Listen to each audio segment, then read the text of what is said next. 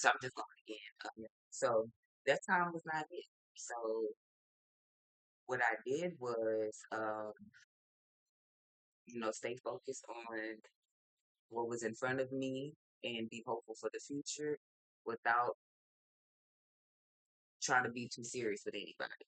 But like I said, when I met Devin, my 19-year-old year, like we've been knowing each other through high school, but at the time he was dating and I did not find him attractive at all. So I just wouldn't, we just kept missing each other. But then like that summer after I graduated, no, that summer leading into my senior year, not after I graduated, the summer leading into my senior year, somehow we just started kicking it.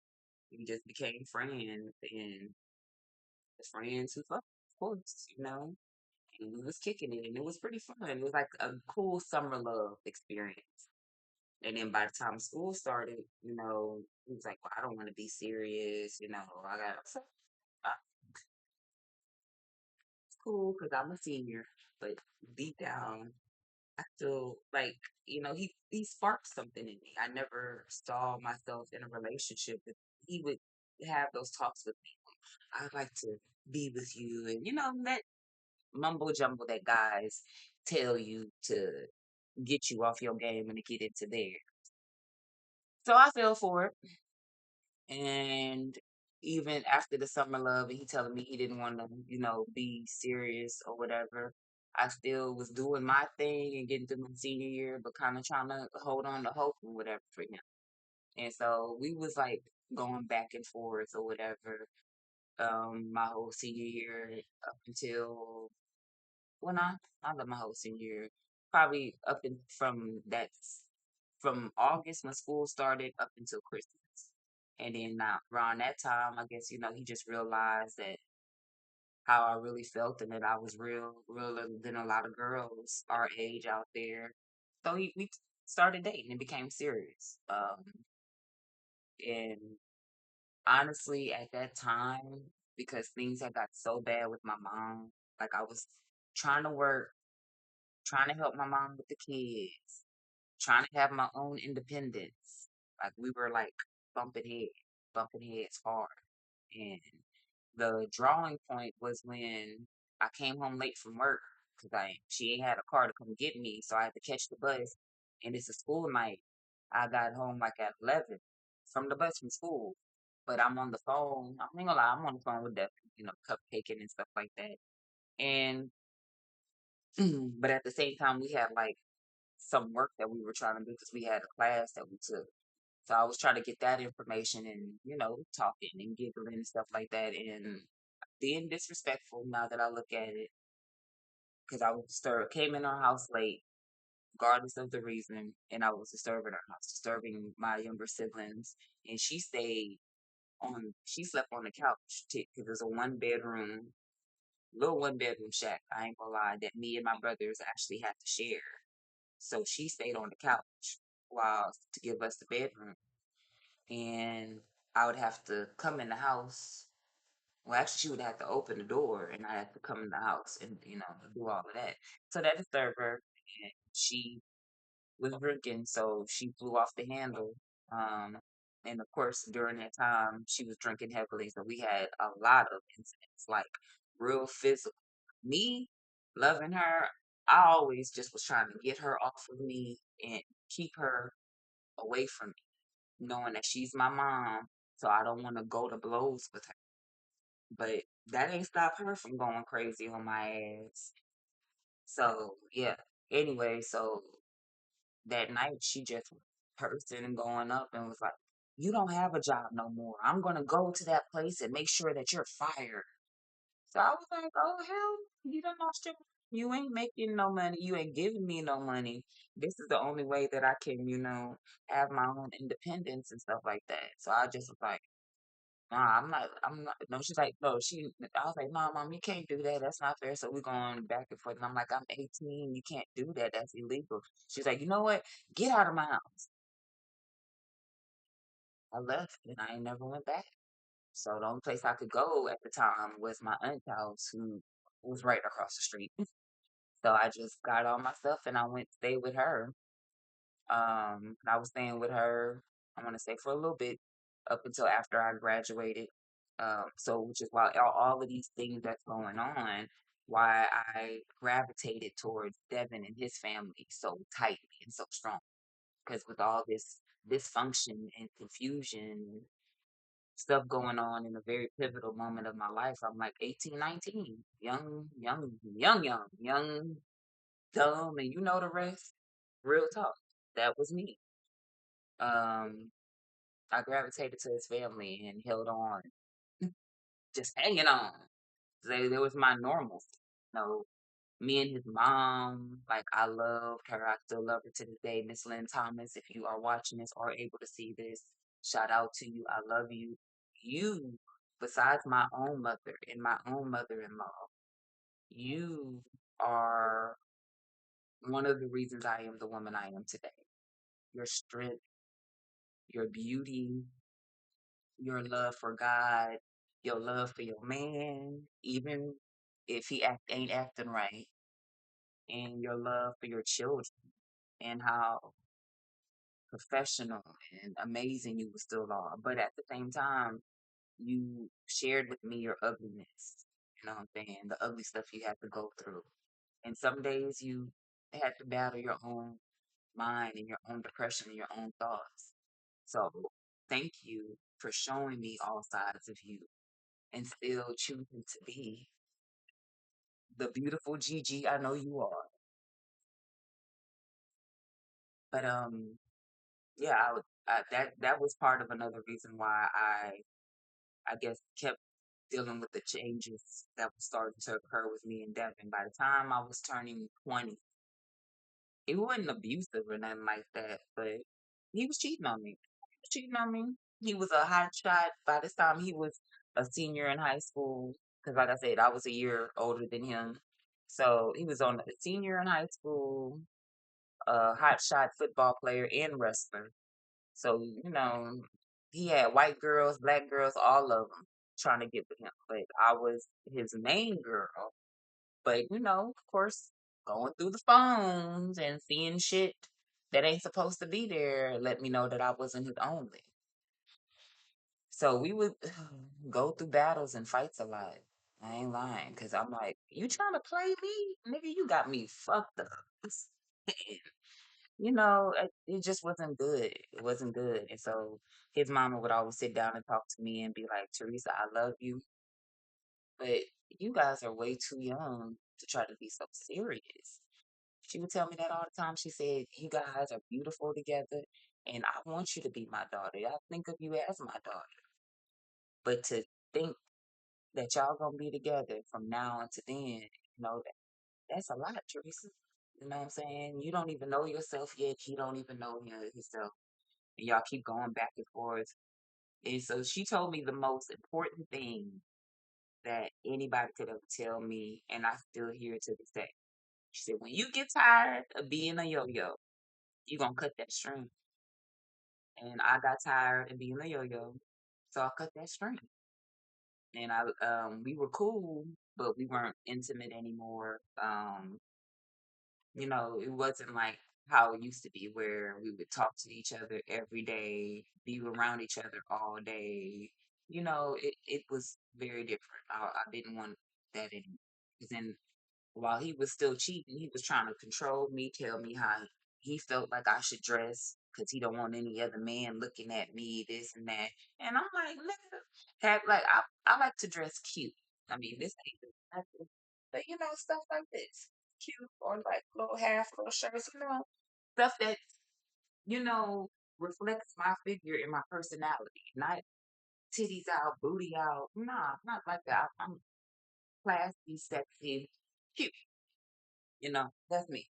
And he had a problem with me wearing little fitted shirts with fitted jeans. And just as a young 19-year-old woman being comfortable with my skin, he had a very a hard problem with it. So I didn't want any issues with him. So I would wear his baggy shirts and shorts like a dumbass. He would even have a problem if I had weave in my head, child. So that's when I started doing the roller wraps and stuff like that. Like really trying to transform myself for his liking. So I was like, we got to be together. And in my mind, for some reason, I guess because I've never, even though I've had sex with another guy, not during that time, but previously, it's not like he was um my intro to sex, but he was my intro to a relationship. So for some reason in my mind, I felt like with all that I had going on with my mom, no one was going to accept me the way he did. They would see me past that dysfunction. And I felt like at the time he was the only one who could. Anyway, so once I got past all that mumbo jumbo, started to feel good. You know, I started to see other guys, not really intimately, but at least as a young 21-year-old woman, talking, seeing what the different personalities of guys was. And it sucked. It sucked. I'm sorry. It just was nothing out there for me in Louisiana. I think I dated one guy very briefly from 21 going to 22. I want to say exactly probably 4 to 6 months. Now, he was fine. I'm not going to put your business out there, but you know who you are. He was fine, but he was insecure as hell. Insecure as hell. When he like, I'm gonna just say insecure as hell. Okay, if he saw a guy looking at me or even trying to talk to me, instead of him be man enough and handle the situation with the man, he let the man walk off and then start going in on me. Oh, you cheating with him, or you this, that. Like that little short-lived relationship brought so much drama. Like I had to end up calling the cops on it. Let's just say that. You want to hear that story? Okay. Well, he came to the job, my job. I worked at a gas station racetrack out there on the thruway in Lafayette, getting ready to go off, getting ready to get off. And my homegirl came by. We was just going, yeah, I ain't had no kids. So after I get off, well, what do young people do? Chill. So we was going to the pool hall, have some drinks, just hang, do us. And now I'm realizing I gave every man way too much more respect than I should have. But it was just God testing me, stretching me, so that way I could be prepared for my husband. And I'm thankful. Um, I called that nigga to let him know that, hey, I ain't say can I. I just said, hey, I'm going out with Jennifer. I'm just because he was working late. He normally would have came by and hang with me, but he was working late. So I'm like, well, I'm gonna hang with Jennifer until you get off. When you get off, call me. She'll bring me back home and we could chill. This nigga didn't hear none of that. All he heard was I was going out and thought about other niggas, I guess, being around. And so he left his job, came to my job to make sure I wasn't going. So I'm getting in the car with my homegirl, just hi, go. And it immediately went from a festive moment to this nigga just pulled out of nowhere. He reaching in my homegirl car trying to break the window. I'm like, nigga, if you don't, it became a battle. Cause I'm like, you're not about to break her car. You're not about to do that to her. No. So he's like, well, give me your phone. And he snatched my phone. And I was like, I ain't had nothing to hide. I don't cheat. I'm the type of person, if I'm not feeling you, we're gonna try to figure it out. But if it's a real reason why I'm not feeling you, then there's no reason for me to bring somebody else in this relationship to make it worse. I'm just off of you and I'm moving on. Period. Because I mean, we've tried it. We've discussed it. We've tried to work it out, but I never wanted to be caught up on any guy, but especially the wrong guy. So, anyways, after that, I think I chilled with him for like maybe 1 month. And that incident was the very last. So after the cop incident where he tried to take my phone and I had to call the cops so he can give me his phone and we separate ways, whatever. Um, he tripped out again. And now this was the very final time. Like, so before all of that, it was another incident where it was kind of crazy, but I ain't even finna get into that one. I was stupid for still staying with his ass after that. But yeah, the last very incident was I don't know what he was doing that day. He could have been cheating. I'm pretty sure he was for him to be acting all insecure and crazy over me for simple things. Maybe girls speak yeah. Um, he wasn't like he worked, but he also went to community college, was trying to better himself. Um, and so I understood some days we could chill, some days we couldn't because he had to do both. So whatever. But this was one of the days where he had an early class. So I was like, no shit, well, come by me when you get out of school.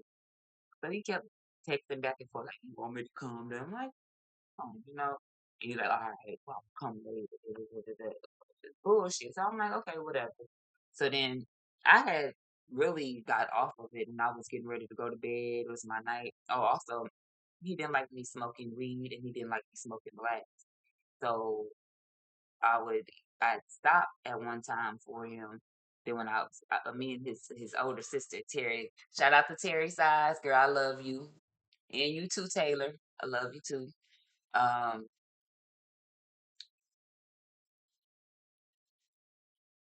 Terry knew how crazy her brother was before I did. Cause you know how I knew she knew he was crazy? Christmas when she met me for the first time, she was like, oh,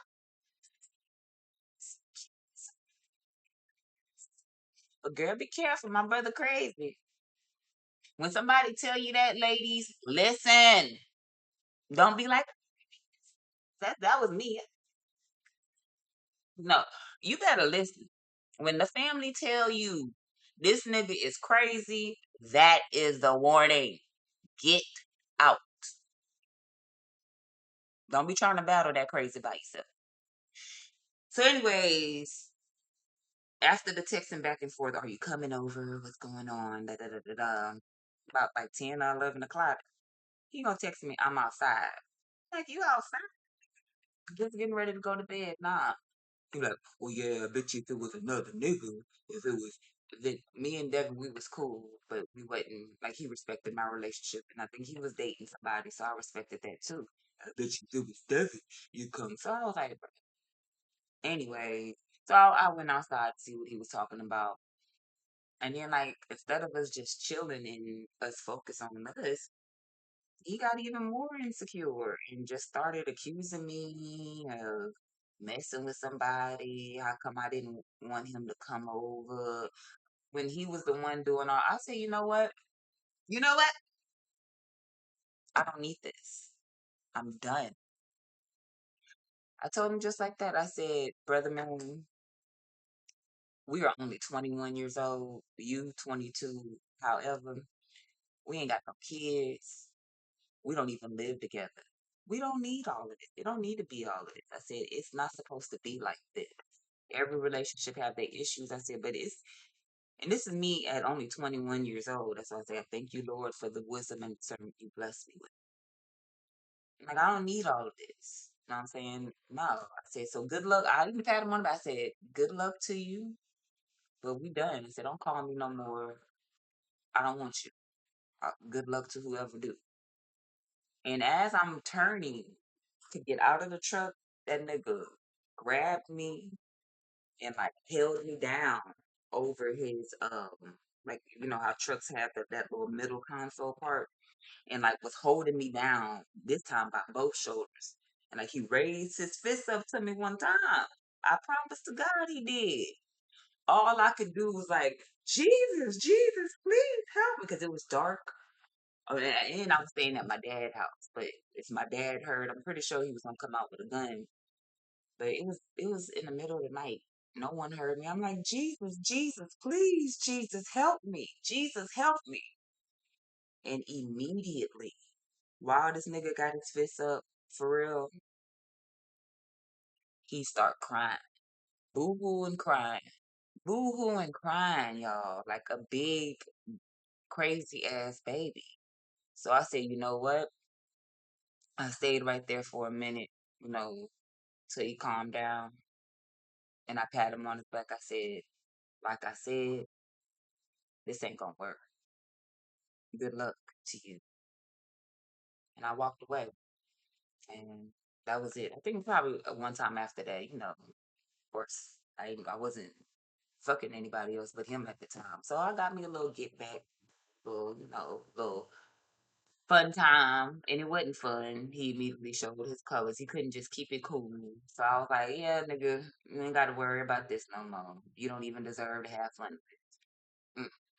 And that was it. I was done. I was completely done. Going through that situation, um, it honestly didn't leave me hopeless for a family. It oddly enough, it made me even more just not in Louisiana, but I just was like, man, I know what kind of man I want. I know what kind of relationship I want. I just don't feel like these men out here in Lafayette, Louisiana is it. And shout out to everybody out there. I ain't trying to hate or not trying to diminish any of y'all character. But this is trail light. So we gonna hold everybody accountable. There's a lot of y'all men in Lafayette, Louisiana that need mental, emotional help. Women too, but I'm speaking to y'all men. Like it's because of y'all erratic emotions, jealousy, insecurities that has us women having to look crazy and do crazy shit. Or just totally separate ourselves from y'all and look elsewhere. But I'm gonna strongly say this and suggest this. Fellas in Louisiana, ladies all over, but especially in Louisiana, get y'all some mental and emotional help. And the reason why I say this, I'm not joking.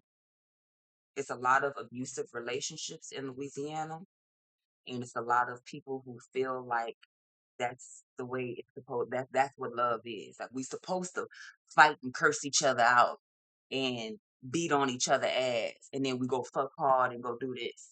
I've seen so many relationships like this, y'all. I'm telling you. I worked at the gas station, so I done seen it all. I'm working one night and a couple is in the actual store fighting, throwing cans and beers at each other. Picked up the jar of Tostito cheese, throwing that shit at each other, like for real. To where the cops was getting ready to be called because they was destroying our property.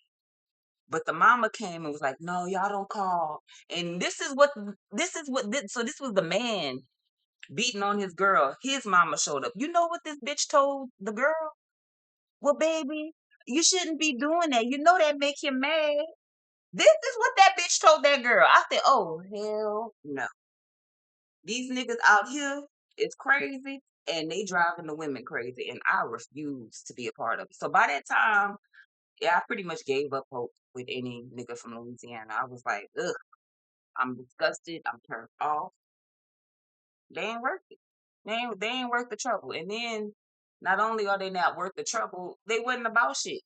None of these niggas was really trying to advance in life. They was cool with just working the little normal little jobs and you know, and doing whatever little fuck ratchet shit is out there. And I'm like, I'm not saying that I'm better. I just know that that's better. So I was over Louisiana, period, especially the niggas. So around that time, and then like my living situation with my dad was kind of bad. It was just a lot going on. I ain't gonna lie. I had just lost my job at the gas station behind some bullshit. I ain't even finna get into that. But Liz, not the cool Liz. The Liz, you know who you are, was a manager at the racetrack right there on the thruway. I'm pretty sure God is having fun with you right now. Mm-hmm. Cause you know your ass was ugly. Ugly on the outside and ugly on the inside. So whatever ass whipping you getting right now, girl, you better just take that under the chin because you know what you did.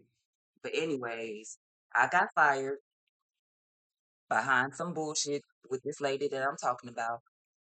And it wasn't even nothing that I did directly. It was just on some jealousy, hate and shit because she had the power. She did it. So I got fired, and at the same time, I was saving to try to move out of my dad's house because he was forgetting the fact that I was grown and helping with the bill. He expected that I was supposed to just go to work and be home every night.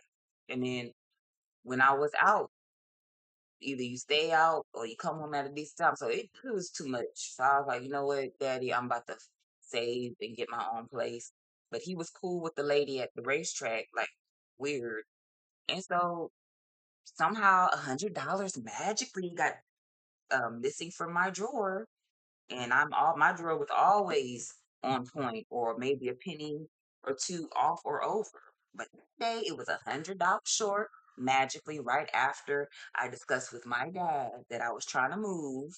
You feel me? So I lost my job, and I just was like, I'm not gonna stay here. Like I feel like it was, yeah, some mental emotional control shit that was trying to go on behind my back. So I said, Daddy, fuck you. And I said, Liz, fuck you too.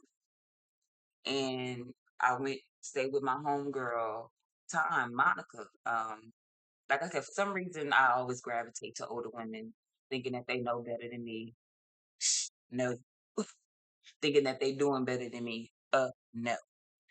So I gravitated to Monica. We were working on the overnight shift at racetrack, and she just pretty much took me under her wing like a big sister. She helped me, to keep going, find another job, and to just get over that. She allowed me to stay in her house because her situation was crazy too. But she had kids and a husband, but the kids and husband wasn't there all the time because her and her ex-husband shared custody, and they were mainly in his custody, and she would get them like a few times out the month.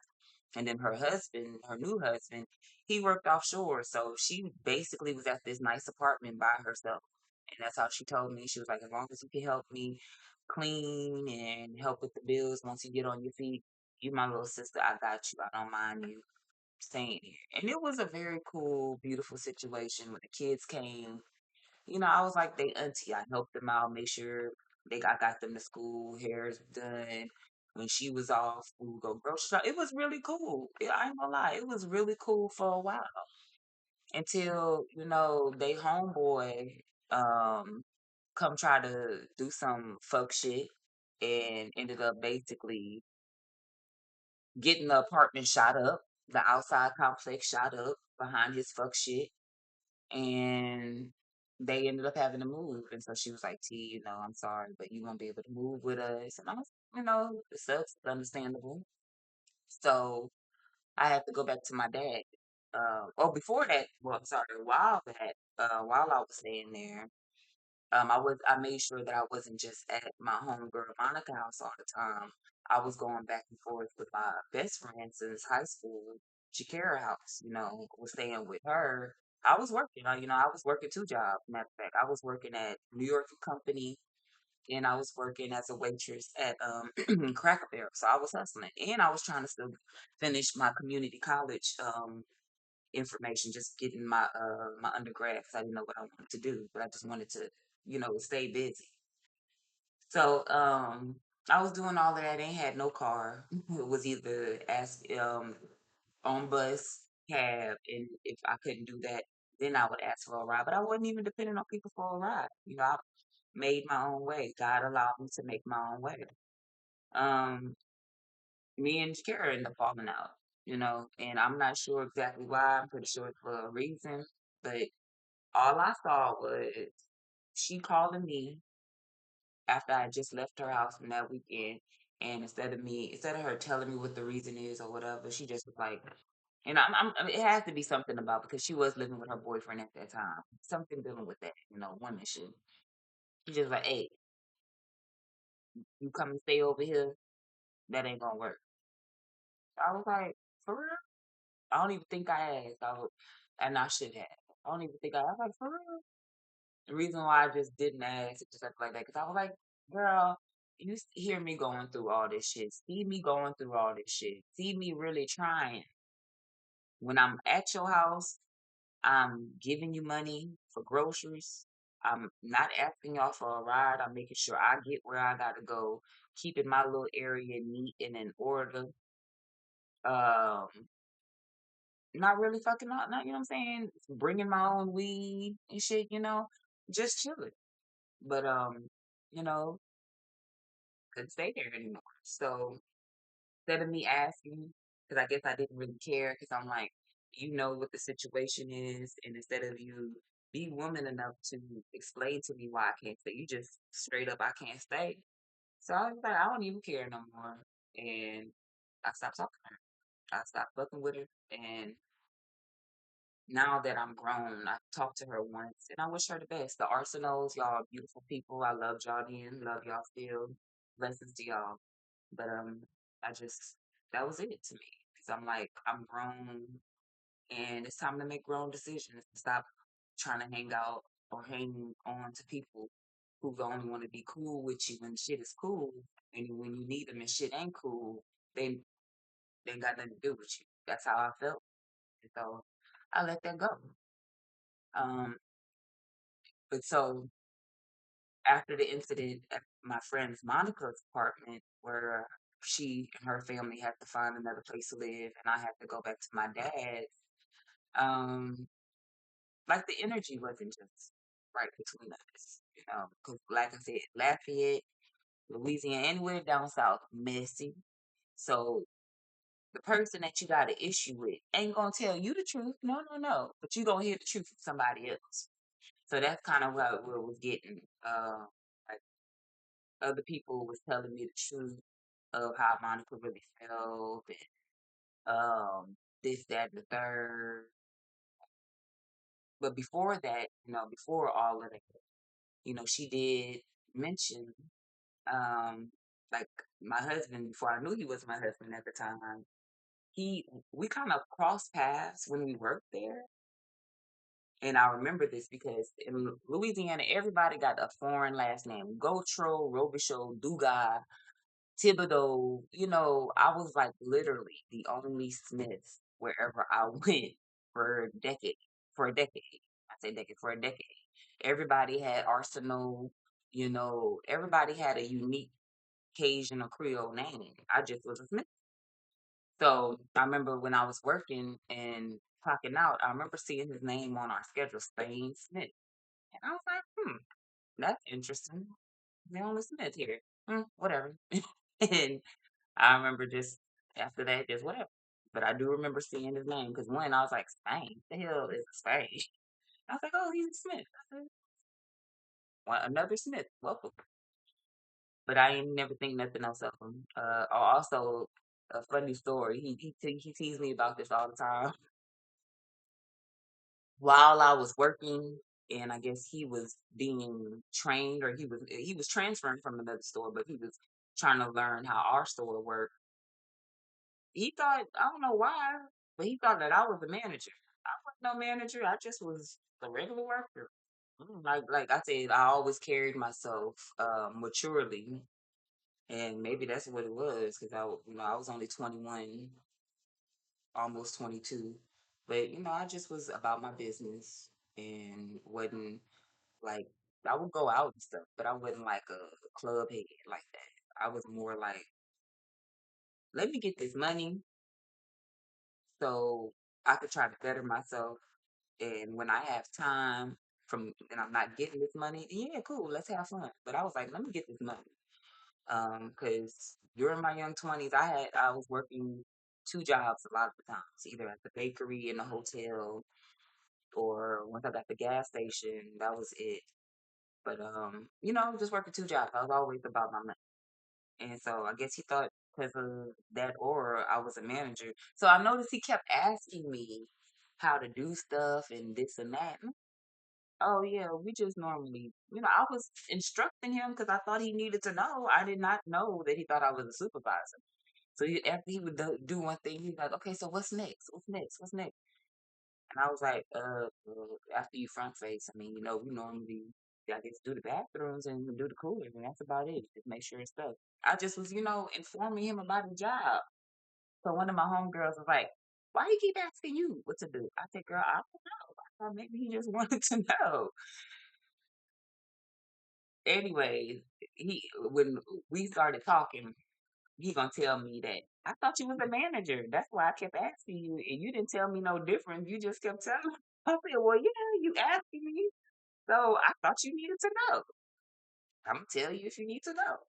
But anyway, so him, uh, same homegirl Monica, who I was living with at the time, before we had to part ways. She was like, "You know what, T?" She said, "I think I know a guy that was perfect for you." Because at the time, I was still hung up on Devin, and I was like, I'm just gonna chill. But maybe me and Devin be married, because like I said, I was dating other guys, and it was no hope. So that's really the only reason why I was still holding on hope for Devin. Because I was like, I don't, I don't see no different or no better than him right now, you know. Then my friend mentioned, won't you try, won't you in, won't you in Spain, you know. I said, I know the perfect person for you. Because he seemed like he laid back, he cool, he like to smoke weed. And y'all just, I just feel like y'all would have like the best time together. It's like, cool, girl.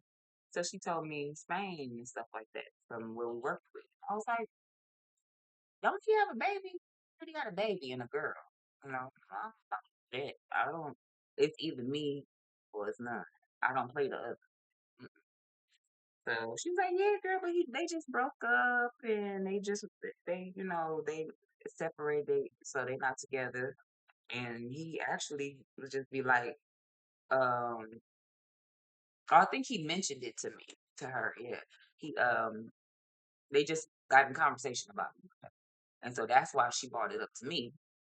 And so me, being the bold, optimistic that the bold, optimistic opportunist that I am, when I had an opportunity to go to the store because I knew he was working my position that I got fired from. I just, straight up. I was like, hey, Monica told me that you mentioning me. I'm like, we should chill. Take my number. Let's chill. You smoke, I smoke. Let's chill. I didn't even give him a chance to ask me. I pretty much just went up and asked him. It's crazy. Um, and we did. We chilled. Ever since, and from then, like it kind of been from that point, you know, it wasn't just immediate. Like I said, I'm still hung up on Devin, so I kind of was still hanging with Devin before I was like interested in trying somebody new. But then I'm glad because that day and that weekend where I was like, let me go ahead and see what's up with Spain. I've been there ever since. This was back in 2010. February, no, January of 2010. It was right around a little bit after Super Bowl. That's when the Saints won Super Bowl for the first time. I've been there ever since, and I'm not gonna say every day's been sunshine, and roses, and stuff like that, but every day has been its own adventure. It has been its own adventure. We've had legal challenges that we've had to go through from him, baby mama drama, once I got the picture, the mama drama gonna start, of course. So we were dealing with that for a long while. Um, we moved. That was the start of it, of all the drama, and he couldn't handle being in Louisiana anymore. I understand. He was from Houston. All his family, all his life, all he knew was here, Houston, Third Ward, Texas, and he moved. He literally moved to Louisiana for this young lady and their child.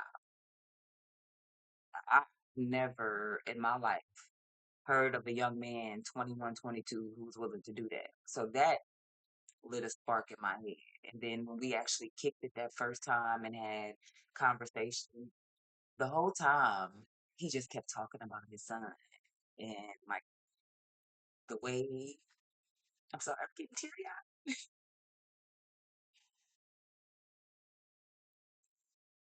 The way his face would light up when he would talk about this little boy and how honest and pure um he was with me. He would tell me, I don't have no game. And I ain't had no man ever tell me that. I'm like, I don't have no game. I'm just me. And I'm like, well, that's cool. I don't like games. I just want you, you know. And then all from that, and really building a friendship with him, you know, and seeing his interaction with his little bitty baby boy, who is now 16, and I am blessed to say I was in his life since he was before walking, talking, still in diapers, being fed out of a bottle. My pookie whoop. Um, Seeing that interaction with him and him feeling comfortable and trusting me to be part of his, little family with him and his child, um, really sparked me. And whatever interest I had with Devin or anybody else, it completely silenced that. Like it completely silenced it so bad. I'm not so bad, so good, but yet so bad for them. Um, that when I got serious with Spain, I was like, what is this? What are we doing? What's going on? I called Devin and I just told him like, hey, I'm getting serious with this guy, so our friendship it can't continue. You know what I'm saying? I don't, and I felt bad, but the reason why I say I felt bad because while that previous relationship, we were still friends, not everyday friends, but we would still encourage each other with whatever relationship we were dealing with at the time, and just every now and then kick it and smoke and chill. But when I got in a picture with Sane, I cut that off automatically. I talked to him so he could understand, and I stopped that, and I hadn't talked to him since. Um, but then as me and Spain started getting serious, and while we getting serious, his baby mama is getting having some serious issues with that, causing legal issues, and making it hard for him to see his kid. And so, he was tired of that and tired of whatever job situation he had out there, and was ready to come back home to Houston, be with his family, get his family support, which I understood. So at the time, we was like, nah, to just give up on life. And he did offer me. He said that I know you, because like I was a big sister. So um, my plan was that, and also my mom had lost my brothers again in custody. This time for good, unfortunately. She lost them for good, unfortunately, and my play aunt, ended up having to adopt them. So my plan was, I guess that's why I was so focused on earning money and earning a good job, because my focus was and plan was to get stable so I can have my brothers live with me and I could take care of them. But it seemed like everything was jeopardizing that. Like it was taking forever for that to get done. I just kind of I got discouraged in it, but at the same time, I was still trying my best. So he knew that I loved my brothers with all my heart and soul, and that was my goal. That was my purpose, to get comfortable so my brother could live with me. And also, I didn't want to live too far where I couldn't see them anymore. Um, and all I knew was, the family I had with my mom, my brothers, my stepdad, my aunt, people I grew up with. That's Lafayette, Louisiana. That's all I knew since I was 9 up until 21. That all I knew was that area. And I wasn't just so comfortable of leaving all that at first to go with some stranger. But then I just kept praying on it, literally. Like, because like my option was, if I couldn't live with him and stay with him anymore, um, I was gonna have to go to my mom's house. And at that time, like I said, it was years. Our relationship was very barely there. She was still going through a lot of her pain, drinking heavily, talking crazy. And so I just really didn't want to deal with it. I would call and check on her, make sure she was okay. But you know how to go. When she started tripping, Mama, I'll talk to you later. I ain't got time to deal with it. I'll talk to you when you're not tripping, you know. And so that's how it was for like a while. So to have dealing with that, to have to go move into that, and her, she was living with some guy, they was abusive. Yeah, I was like, oh, hell no, I don't think I could do that. So I was like, I prayed, talked to God about it, and it's like I heard the Holy Spirit says, what do you have to lose? If it don't work out, you young enough, you can either move on out there or come back and start over. But what do you have to lose? So the very day that I was supposed to, or the very next day, I was supposed to move with my mom. Plans were discussed and everything. I decided to move with him to Houston. I just like I'm moving to Houston. So when I called my mom, didn't want her to be mad or disappointed, but I pretty much had my mind made up. I didn't just leave without letting her know. I was like, Mom, I don't want you to be mad or disappointed, and I thank you for making room for me, but I'm going to Houston. You know, I'm going to at least try out this relationship and try out a new, opportunity and see what's going on as far as opportunity living in the city, and see what new opportunities are there. And so, she supported it. Um, she didn't say anything bad. She just said, "You are young. Make sure you're doing what's right.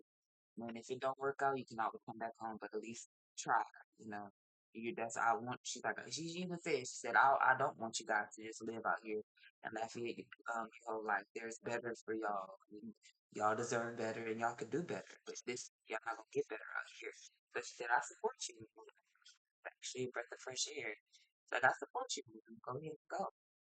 Like I said, I'm here for you anytime you need. So I left with confidence. I hated that I left my brothers. Uh, and it still hurts to this day. They grown now, grown, handsome, beautiful men that's very successful in their own right. Um, but I hate that I wasn't there, you know, and I hate that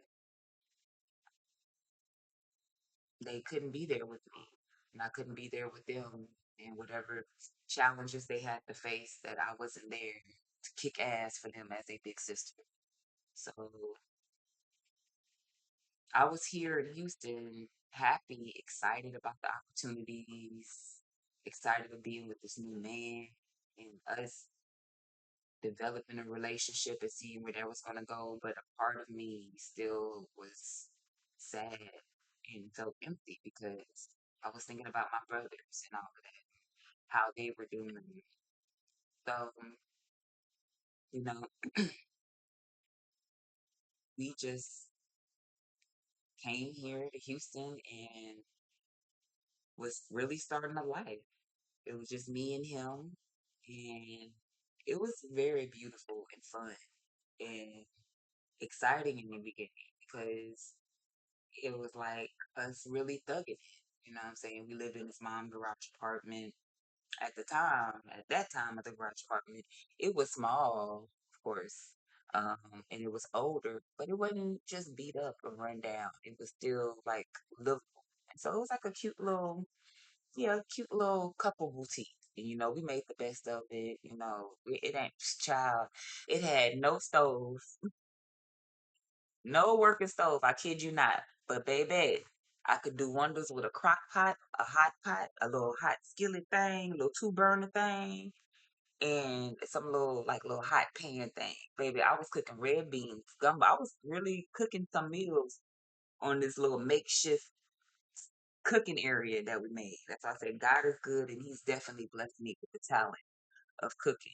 Because some people need a real working kitchen to do shit. Baby, I ain't had no working kitchen. All I had was a sink and a fridge. Everything else was either microwave, what could be microwave. I had the two burner skillet. I had like a little plug-in, little hot skillet, little thing. And we ended up getting. Oh, I had a crock pot, and I ended up getting a toaster oven. So that was my kitchen, and it was cool because we had a good time. It was just us.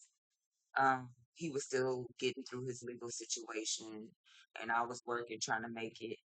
But it's like at the same time we was living in the city and trying to make things work.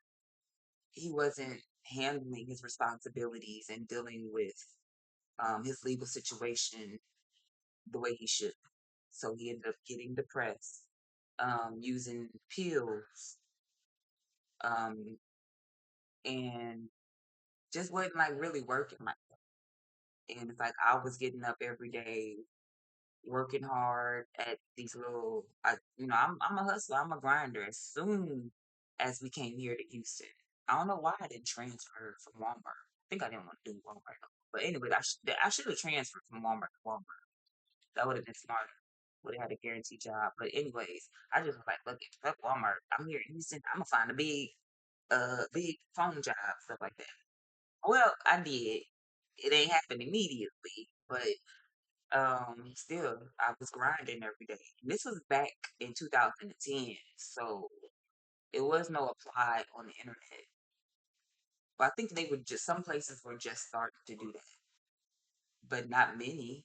Back then, you had to, if you wanted to apply for a job, you had to get up every day, dress professionally, have your resume, and go into these companies and hope and pray that they like what they see in person and on paper, and they give you a call. It wasn't all this blind um, hiring like it is now. So I was doing that, every day from we moved out here in July. Oh, okay, so it didn't take me that long to find a job. So yeah, I was doing that every day for like the rest of the month of July. So we moved around 4th of July, that whole month. And then like in August, I ended up getting a phone job on the Southwest side. And that was cool, but it wasn't like steady work. I met a lot of cool, interesting people there. The first time I ever worked with trannies. So that was cool. Matter of fact, D, hey, shout out D Austin at Service Associates. She was actually a tranny. She was a man. Get this, a man that wanted to be a woman, but was married to a woman. That shit was crazy to me, but she was cool. D was cool. And they had a few others, Tamika, and I don't remember the big, but the big tranny, before it was legal for, I guess, trannies to use women bathroom, would use the woman bathroom. And I do not discriminate. My cousin is a tranny, so I love y'all. But if you smell like dick, balls, and booty, you need to be in a restroom that smells like dick, balls, and booty. Do not be coming up in our bathroom funking that up when you know it smell like potpourri and perfume. Now, for the women who smell like fish, you need to check that out. But mainly, it smells like potpourri perfume and, stuff. But every time I would go to the bathroom behind that young lady, it smelled like big balls and booty. And so that, and then just with all the little inconsistent work, and I would always get cool, like really cool with people. Like we would get real cool. Like that's when I first moved out here. My husband used to always tell me, babe, because I was such a friendly person, such an overly friendly person. Hey, how you doing? And my homegirl Kara that I told you about that just said you can't live here anymore. She used to always tell me, Teresa, you too friendly. So you can say hi, but you ain't got to be, hey, how you doing? And that's just who I was. And then also because I worked a lot of these customer service jobs at a real young age, so I felt like that's how you had to be. That's how you. Well, so um, I was like that for a long time. Hey, how you doing? And really caring. Like really genuine and whatever. But if it wasn't reciprocate or received well or whatever, I would just take that. They wouldn't fuck. They wouldn't want to fuck with me, and they wouldn't fuck with me, and it's cool. I wouldn't fuck with them. And so because of that, my husband noticed that. He said that not everybody is your friend. He said, I know that you want to, cause like I was new in Houston, so I was new in Houston. I just really wanted to have to meet some cool girls that's here in this city that's, professional and like to have a good time, but they about their business.